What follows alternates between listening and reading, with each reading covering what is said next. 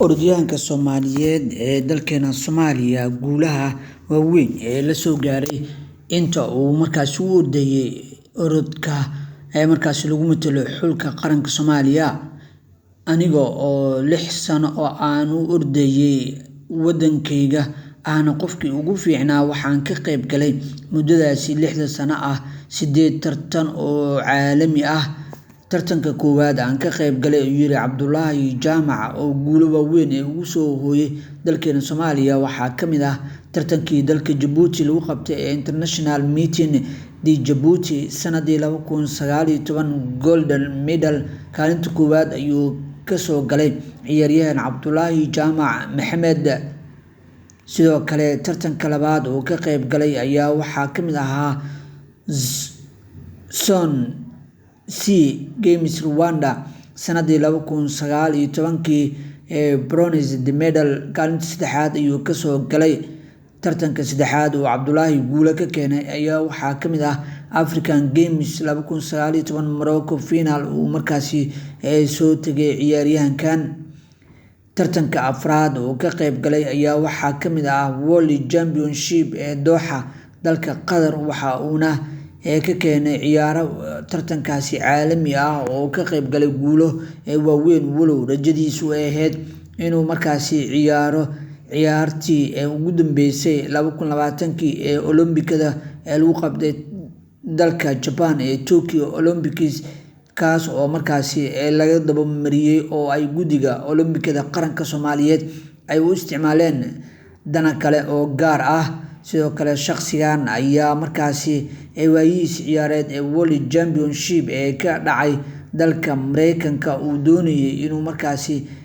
ka qayb galo walow aysan tartankaasi dhicin inuu ka qayb galo waxa uuna inta badan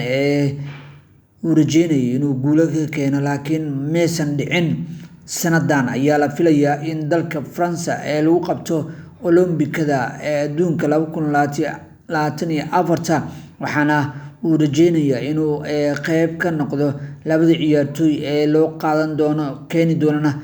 biladda la sugayo. ciyaaryahankan ayaa inta badan waxa uu qayb waaweyn ka qaatay guulihii waaweynaa ee ciyaaraha orodada ee dalka Soomaaliya uu ku matalay isagoona 8 tartan oo ka qayb galay tartamo kala duwan iyo kaalmo kala duwan ka soo galay ayaa inta badan sheegay inuu dhibaato weyn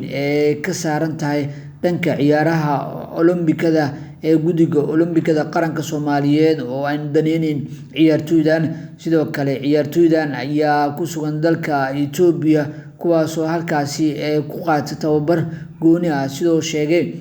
in isaga markaasi isxilqaamay oo san hoostagin guddiga Olombikada qaranka Soomaaliyeed maadaama xiriirkooda ciyaaraha fudud ay afgambiyeen xiriirka Olombikada Soomaaliyeed oo dana gaar ah ka fulinaya sanad walba. waxa ay ciyaartooydan ku eedeeyeen dhammaan in musuqmaasuq ka jiro xiriirka markaasi hoostagaan oo markaasi ah guddiga Olombikada qaranka Soomaaliyeed. wuxuu sheegay in arrintan ay wax badan ka qabato. sidoo kale ciyaaryahan Cabdullaahi Jaamac oo madaxweyne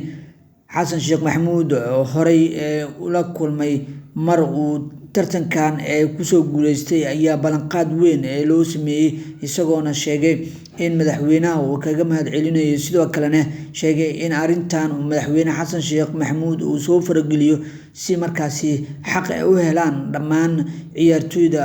markaasi ciyaaraha fudud kaga qayb galaya tartamada oo idil ka dhaca caalamka. sanad walba iyo bil walba waxaa la qabtaa tartan caalami ah oo loo qabto ciyaaraha markaasi athletics iyagoona dhaca qaaradaha kala duwan waxaana dalalka adduunka markaasi tartamadaas dhaca ay ku leeyihiin ciyaartooy aad u fara badan.